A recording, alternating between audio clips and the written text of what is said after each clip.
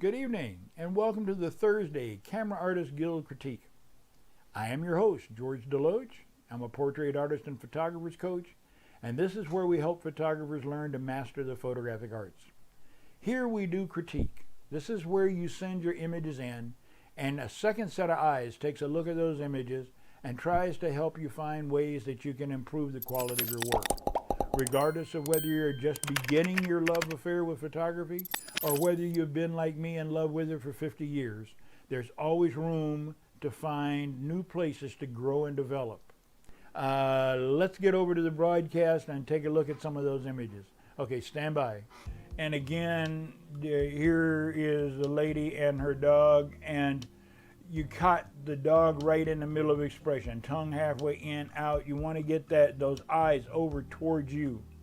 And if you're going to do one like this one, I'm not thrilled with that fence in the background, but go to a longer lens and a shallow depth of field. It's late in the day, so you can get away with it.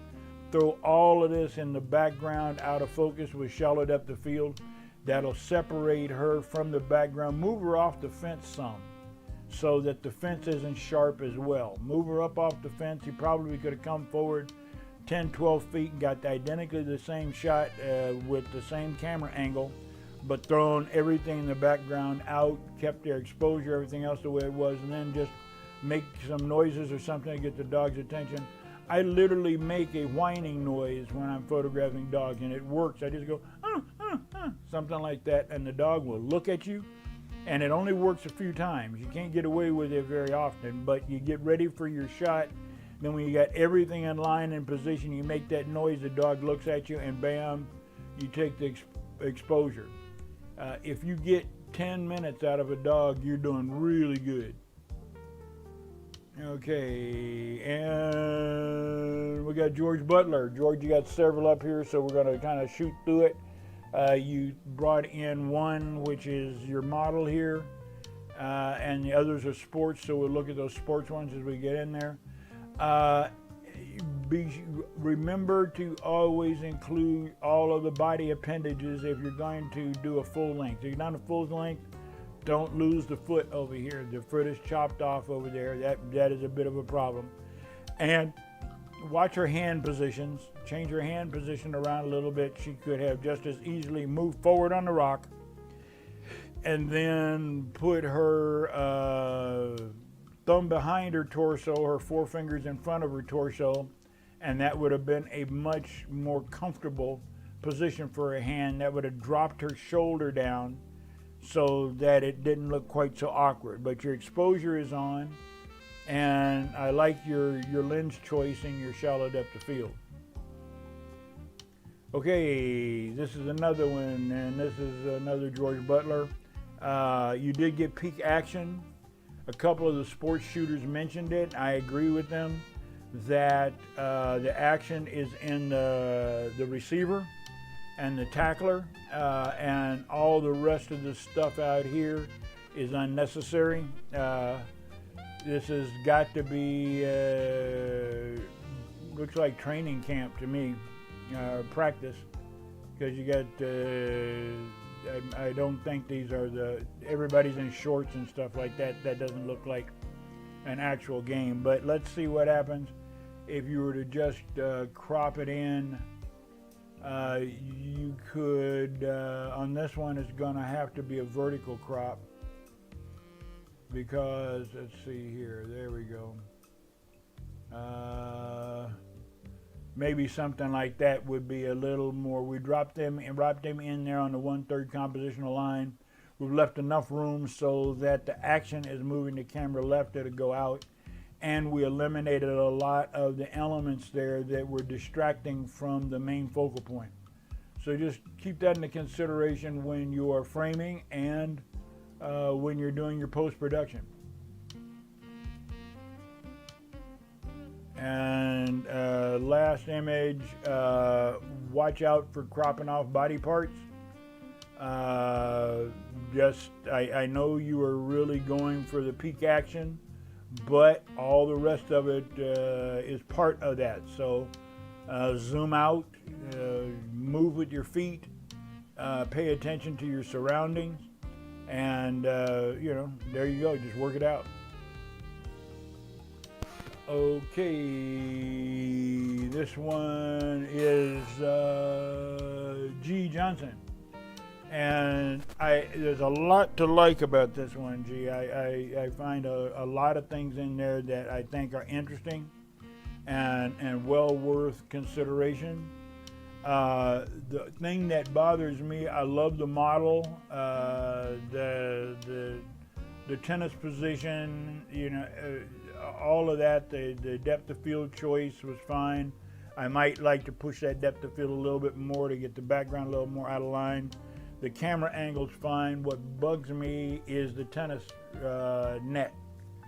And I know you were trying to add it compositionally, but it blocks the model. It blocks the model and most of her torso. And so anything that detracts from the model is not adding to the image. At least that's my opinion. Other people may have different opinions, but that's the way I see it. I love this portion of it up here. The face, the hands, the tennis racket, all of that is right on point. But that net just doesn't work for me. This, on the other hand, works. The crop, I would have moved the crop down. You're almost about to hip joint crop. Drop it down to the thighs. You want to crop between the joints. So it should be down about middle of her thigh. That would be a perfect crop for this image. And other than that, it's nice. Okay, Gary Duncan. And I looked at this image, Gary, and when I first looked at it, I thought, is that a composite? Are those all three the same guy? Because their faces look so similar to one another that I thought you had done a composite. And then I realized there are different numbers on the jersey. And if you had done that and had them switch numbers, maybe you did, you know? And they got different color sneakers. But it's still... It's nice, it's well executed, it feels good, so that's what I expect from you on the sports stuff anyway. Okay, here we go again, one more Gary Duncan. Now on this one, Gary, I'm gonna point out a couple of things. Whenever you have something pointing towards the camera, be it the neck of a guitar, the golf club, baseball bat, tennis racket, arm with the pointed finger, it's got to be sharp. You got to be. If this thing says P&G or Spalding or whatever, you got to be able to read that club. And right now, because of the shallow depth of field that you chose in order to keep the background out of focus, the clubs protrude into the foreground. Now, is there a way to do this and accomplish it? Yeah, but it gets a little complicated, and the only way you could do this one would be focus stacking. You can use hyperfocus, and hyperfocus operates under the principle that you have a greater distance or depth of field behind the point that you're focusing at than you do in front of the point that you're focusing at. So you, rather than focusing on their face, you would focus on a spot somewhere up the elbow, somewhere along about elbow range. If you have to check your depth of field and see what your depth of field is. I have a depth of field app on my phone. You can get them for any phone, Android, iPhone. Get a depth of field calculator. It'll let you plug in your camera, your lens, and your f-stop, and it'll tell you what that depth of field is. Some of them will even give you the hyperfocal distance. So let's say you had a 1 or 2 or 3 foot depth of field. Let's say just figure 3 feet with this one. And the club is about maybe 2.5 feet away from the subject. You could, if you have a 3 foot depth of field, that means that you've got maybe 1.5 feet in front or a foot in front and about 1.5 feet in the back. So you can focus up here 1.5 feet or so farther up her arm, and her face would still be sharp, but the club would be closer to the near end where your depth of field begins to fall off on the near side. That's one way. The way I'd pull this one off, and also you want to keep that club out of her face so that it's not blocking her face. The way I would pull this off is with focus stacking, and that means you're going to do 2 shots. And I'm going to work on, since you're outdoors and you're moving fast, I'm going to be working from a monopod. Tripod would be better if you can set this one up. A tripod is great, but a monopod if you can't, but a tripod is the best. Set that tripod up, take one exposure, and you got to do this quick. Take one exposure, focus on the club, one exposure, and focus on the subject. Just click, change, click, change. And if you could get one in between, that would be good as well. But just nothing else, just change your little focal distance. If you're using autofocus, you get on that little daisy wheel there in the back, click, click, click, put it on the club, click, put it on the face, click.